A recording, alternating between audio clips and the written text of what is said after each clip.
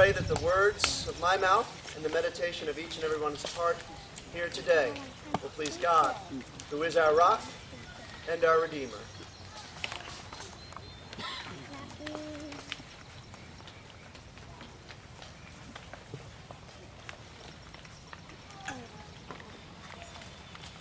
Tolerance.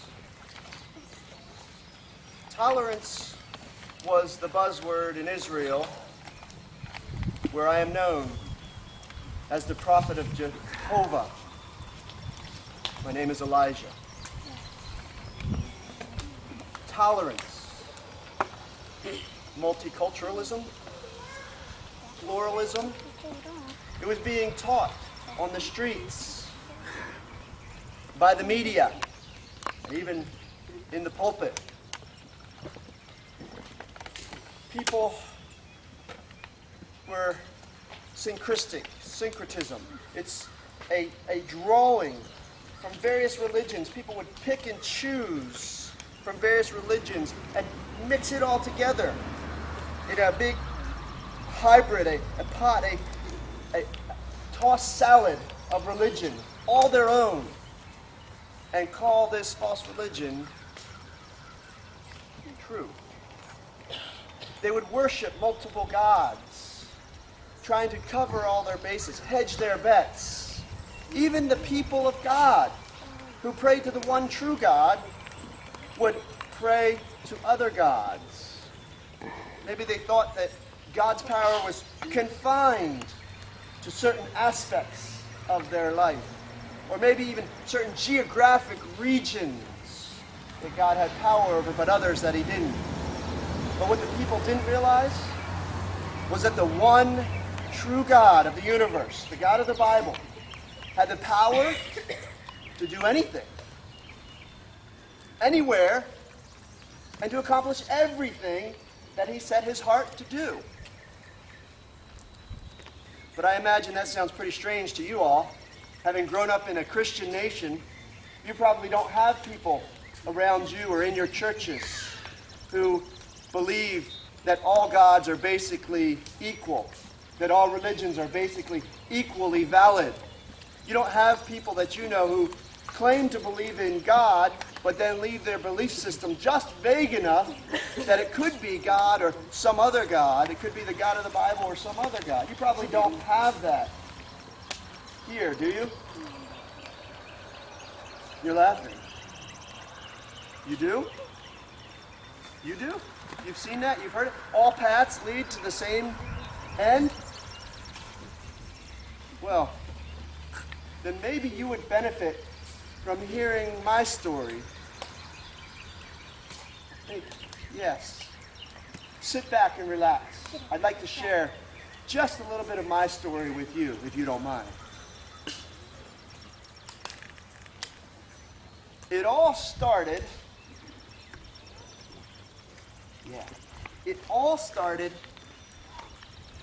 after 3.5 years of drought. The land was dry, it was parched, dusty. The people, well, they were thirsty. They were thirsty for water, but more than that, they were thirsty for truth. And I was about to give them both. You see, after 3 years of drought, the people were getting pretty desperate. And they were beginning to hedge their bets, to cover their bases. They were beginning to pray to other gods. Even the king and queen were leading the people astray. Ahab and Jezebel were teaching them to pray to other gods. And one of these gods they were praying to was called Baal. Now, Baal is just a word that simply means Lord or master. And so some of the people reasoned that they were praying to the one true God just by another name. But hear me, God will not share his glory with anyone. He will not share the glory of his name with any other name. Amen. So as these people, they were praying to this other god, it kind of actually makes sense if you think about it, because you have to understand who Baal was. Baal was the god of storms, of thunder, of lightning, and fertility. And so the people got it into their heads that they would pray to the god of thunder and storms to bring rain, to fertilize the land, so that their crops would be abundant and produce much. But they didn't realize the mistake they were making. Because as the people began to pray for Baal, more and more people turned to Baal. Prophets began to arise among the people. Prophets of Baal. And these prophets would serve Baal. They would evangelize for Baal. They would teach about Baal. They would preach on Baal. And they would sacrifice for Baal. Generally, they would serve Baal in any way Baal needed to be served. And finally, after 3.5 years of drought where God was trying to get it through their thick skulls, I had had enough. I called the people and I said, "People of God, today make a decision. Choose for yourself who you will serve. If God is God, worship him. But if Baal is God, worship him." You want to know what they said? You want to hear what their response was? And I quote,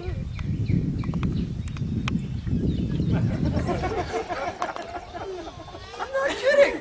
Dead silence. They didn't say a word. The people of God wouldn't choose. They wouldn't make a decision. I couldn't believe it. Well, actually, I could believe it. I was just terribly disappointed. I was so frustrated. And my disappointment and my frustration very quickly turned to anger. And before I knew what I was doing, I had picked a fight with the prophets of Baal. I had challenged them to a prophet's duel. This was going to be one great big spiritual WWF rumble between me and the prophets of Baal. 450 of them. What had I done? What had my temper gotten me into? God, what am I going to do? Me against 450? That's insanity. But then God reminded me of something that was very, very important. He said, remember who they worship and who you serve. The prophets of Baal worship a limp, soggy, wet rag doll of a god that they invented from bits and pieces of the one true God. And you worship the one and true holy God of the universe, who has the power to do anything, anywhere he wants, and everything he wants. It was as if God had taken and placed in my hand a nuclear detonator with the bomb positioned squarely under the feet of the prophets of Baal. They had no idea what was about to happen. I said, okay, God, let's do this. He said, wait, not yet. He said, I want to make it excessively clear that my power so far surpasses Baal's that it will be undeniable to anyone who was here or hears this story. So we've got to change these odds. We've got to give Baal all of the advantages, and we've got to take them all away from me and put me at the greatest disadvantage, so that they will see that my power so far surpasses Baal's that it is undeniable. I said, well, God, that's easy. It's 450 to 1. God said, that's not enough. I said, not enough? Okay. So I got it into my head, well, if that's not enough, I said, how about the prophets of Asherah? Call them too. You see, there's 400 of those, so 450 plus 400 is almost 1,000 to 1. That makes pretty good odds, right? So I invited them. Not only that, but now it's 2 gods against 1. But Queen Jezebel didn't like that idea. She was afraid of what might happen. And so she wouldn't let the prophets of Asherah come out and play. So it would have to suffice. God, sorry, I tried. 451 will just have to do. What? No, not good enough. Okay. What else? Give them home court advantage. Home court advantage? Do it in Baal country. Oh, okay. So we had our competition on their turf. We went to the heart of Baal country, to a mountain in the heart of Baal country where Baal worship was prevalent. This mountain was called Carmel. We climbed up to the top of this mountain in the heart of Baal country on Baal's home turf. Prophets of Baal? Great! They love it. Enough? More. All right? What? He said, give them the choice of the sacrifice. 2 cows were brought. I said, choose for yourselves. Which cow is better? Which cow will make your God more happy? And so they chose the better of the 2 sacrifices, putting God at the disadvantage, because now God gets the second best. They had the choice of sacrifice. Enough? All right. What else? He says, kick off to them. Give them possession of the ball first. Okay? Prophets of Baal, you guys can go first. Is that it? Nope. What else? More time. What? Give them more time. More time for what? Give them all the time that they need to show just how weak their God is. And so, I pulled up a chair. I sat back. I said, the show's all yours. And I watched. And I gave them all the time that they needed. And they prayed to their god, Baal. They prayed to him starting off early in the morning. They made their sacrifice, and they put their sacrifice on the altar. And I said, God, how are we going to show your power? And he said, simple. We'll put it in an area that Baal is an expert at. We'll make lightning happen. Whichever God can bring lightning and start that fire, start the offering's fire, will be the God who has true power. Baal is the god of thunder and storms. He should have plenty of lightning bolts sitting around. After all, there hasn't been a storm in these parts in 3.5 years. He's probably got lightning bolts sitting all around his house, ready to throw all over, just wants to get rid of them. They're cluttering up his living room. Okay, God, if you say so. Lightning bolts for Baal it is. So the prophets prayed all morning long. And I sat and I watched and I listened to their pointless, empty gibberish, their ramblings, their babblings, their crying out all morning long. And it was horrible. It was worse than a long-winded preacher who has no idea when to stop talking.